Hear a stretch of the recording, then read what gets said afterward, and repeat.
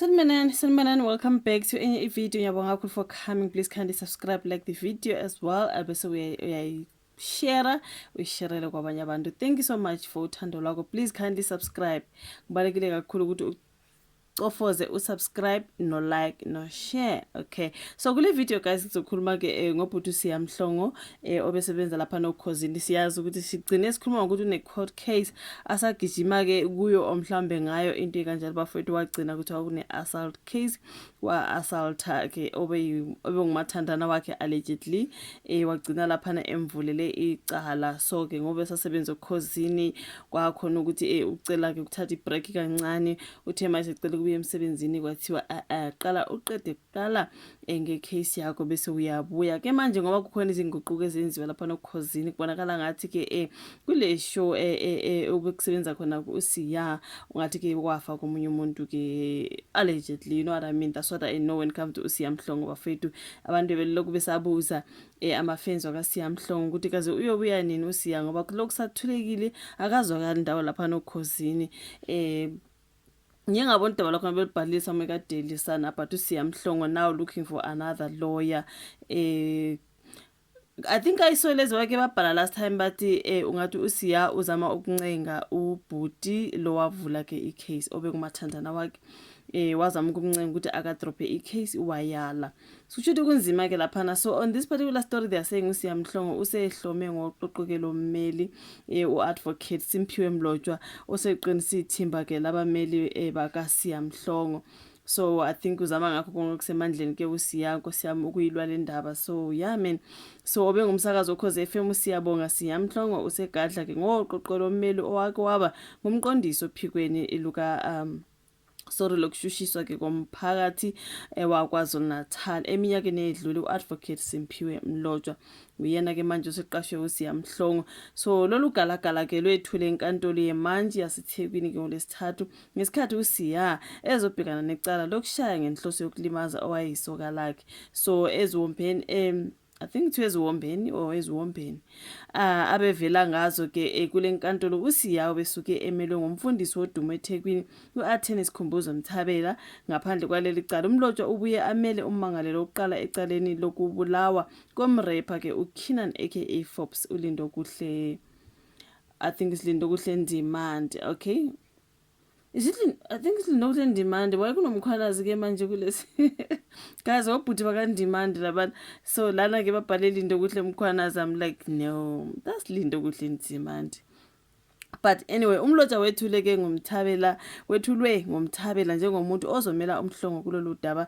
uMlotshwa ufake isicelo ke sokuba ke icala lihlehle ngenxa yokuthi ke ubethathele ke phezulu efuna ukulandela kahle leli cala nakuba ke umshushisi uShinaz Hussein ubengahambisana nalokho. Kodwa manje ke umhlonipheni Sibiya igcine ke iphoqelekile ukuba icala lihlehlisele kuJuly 10 no 11 ukuze uMlotshwa abe ezihlinzeka ke ngolwazi olunzulu ngaleli cala. So ke icala lihlehla nje bekulindeleke ukuba ithimba labameli likaSiya lipheke ngemibuzo ummangali owethule ubufakazi bakhe ngolesihlanu. uSiya osaphika ke elala ngomhlanu ukuthi ke washaya ummangali uthele ke enkantolo edlubhe isudi ke navy hembe elihlaza ke kwesibhakabhaka ibuko ke ezidimile nezicathulo ezimnyama ke baze bachazana ngendlela kade egqoke ngayo lana kayisolezwe baze bachaza nokuthi bufake ikawusi elinjani ngiyakutshela.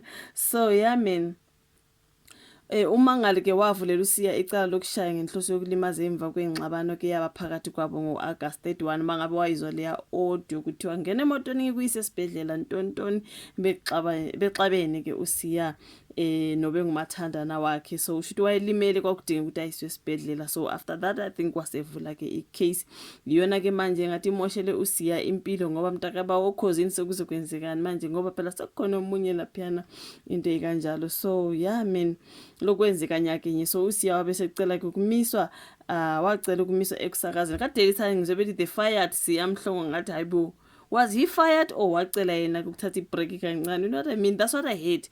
Ukuthi Siya wacela ukuthatha ibreak, not ukuthi he was fired. Mhlambe bathi he was fired mase ngoba phela nakho mangabe sekunomunye oseqasha ukuthi akasebenzela, but that means yena he's fired angazi. So ke uSiya ke wabe secela ukumiswa, babhala kahle lana ukuthi wacela ukumiswa ke ekusakazeni uhlelo abelwethula kuKhoze FM ubusuku obuhle phakathi nezinsuku ngo-8 ebusuku.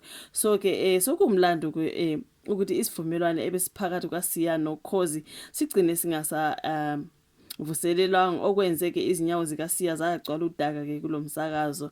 So uhlelo belenziwa ngoSiya lugcine selunikezwa kuNkosinathi Mshengu emva ke kokuphenduka uBhande Mtshelwa njengoba ke beku gidagida kulo ozamamsele kodokotela lakhi enkosi nabanye beshintshana ke kusalindwe uSiya. So manje ke sokukhona phela useqashiwe when it comes to that particular show.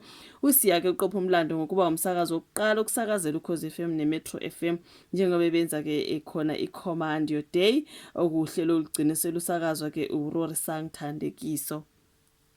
So bangena nje kuzo zonke indawo la kusebenza khona uSiya Mhlongo Nkosi singazi ukuthi manje ke yena I think ke sakhuluma ngakho uqala I think before not uqala before mabe ngabe besikhuluma ngoSiya Mhlongo ukuthi kuthiwa wabonakala lapha ema-office ake SABC ezocela umsebenzi wakhe bheki kwathiwa no qala uqede ke ngecase yakho musuqedile and then usungabuya bheka emsebenzini ke kodwa nje sekungene umshengu asazi ke ukuthi uSiya mhlambe usezimeqedile mhlambe bamtholele iposition angazi. I'm just thinking out loud mhlambe bazomtholela enye iposition or sekuphelile nje ngoSiya ukhosini or whatever it is.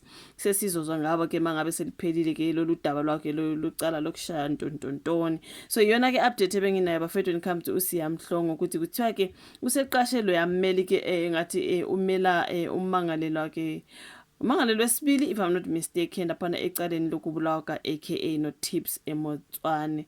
So which means he's trying by all means bakithi ukuthi ke alwine leli cala usudinga abameli abangathi ba you know what I mean. Yeah man, thank you so much ukuthi ubuke video sizoshuva la ka comment section ngodaba lukaSiya Mhlongo. Like, subscribe, share, asibonane kwezayo. Bye.